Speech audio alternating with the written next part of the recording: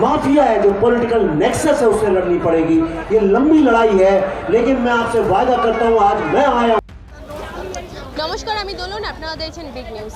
আজ অভয়া হত্যাকাণ্ডের দোষীদের শাস্তির দাবিতে কিন্তু মিছিলে নেমেছেন বহু বিশিষ্ট বুদ্ধিজীবী মানুষ এবং একই সাথে কিন্তু এই মিছিলে মুখ্যমন্ত্রী পদত্যাগের জন্য তারা জানিয়েছেন। আমরা এই মুহূর্তে দাঁড়িয়েছি ডোরিনা ক্রসিং রোডে, যেখানে আমরা দেখতে পাচ্ছি এখানে বহু বিশিষ্ট মানুষ, বুদ্ধিজীবী মানুষ এখানে বহু কথা বলেছেন। আসুন কি বলেছেন শুনে নেব আমরা।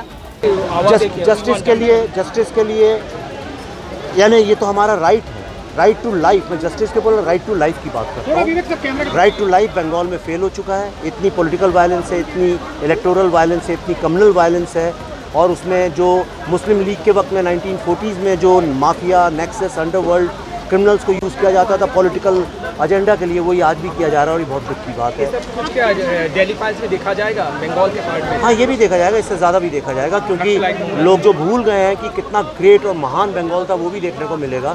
और अब हम सब लोगों का एक ही वन पॉइंट ऑब्जेक्टिव होना चाहिए कि इतना ग्रेट हेरिटेज जो कल्चरल और सिविलाइजेशनल बंगाल।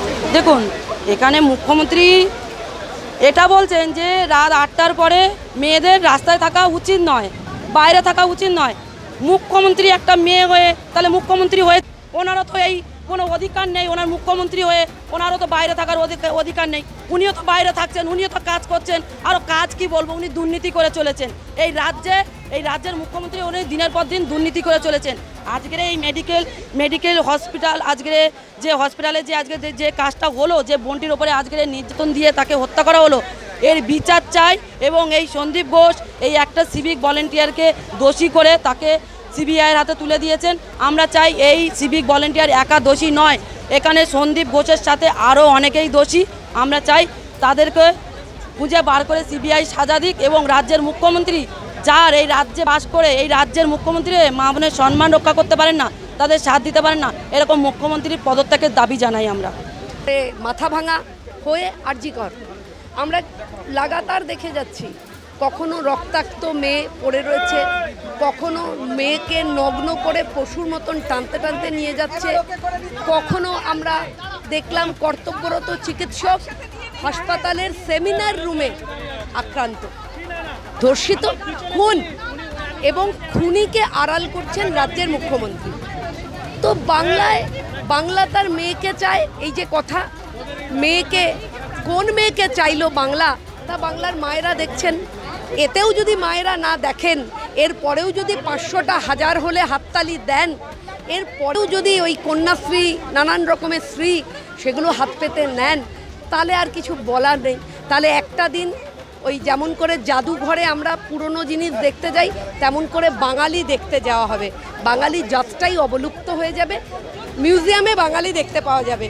এরপরেও যদি বাঙালির চৈতন্য জাগ্রত না হয়, আজকে যে মঞ্চে আছি এখানে বিবেক অগ্নিহোত্রী এসেছিলেন, উনি কাশ্মীর ফাইলসের পরিচালক, তিনি খুব গুরুত্বপূর্ণ একটা কথা বললেন যে এই সেই বাংলা যেখানে সতীদাহ প্রথার বিরুদ্ধে গর্জে উঠেছিলেন রাজা রামমোহন রায়।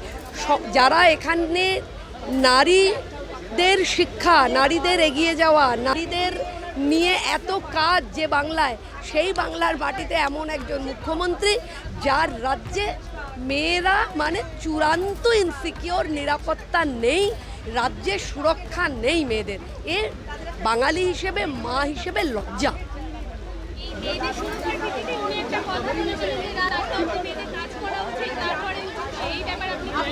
উনি কেন বলবেন এ কথা? আপনি আপনার রাজ্যে সুরক্ষা দিতে পারেন না সেইটা বলুন। একটা মেয়ে 24 ঘন্টা কাজ করতে পারে, তার সুরক্ষা থাকবে না কেন? এ কথাটা বলুন যে আপনি নারী সুরক্ষা দিতে ব্যর্থ একজন মুখ্যমন্ত্রী। কে কতক্ষণ কাজ করবে আপনি বলবেন? 24 সালে আপনি ঠিক করে দেবেন কে কতক্ষণ কাজ করবে? যেহেতু আপনার ভাইয়েরা তাদের নানান রকমের অসুবিধে হয়, আর আপনি কখনো সামান্য ঘটনা, কখনো ছোট ঘটনা বলবেন, তারপর সেই জন্য মেয়েদেরকে 8টার পরে কাজ করতে আপনি তাদের বিরুদ্ধে আপত্তি তুলবেন। যার জন্যে আপনার প্রিন্সিপাল তিনি এই ঘটনা ঘটার পরে বলেছিলেন যে মেয়েটি অত রাত্রে সেমিনার রুমে কি করছিল, কি পেয়েছেন আপনারা?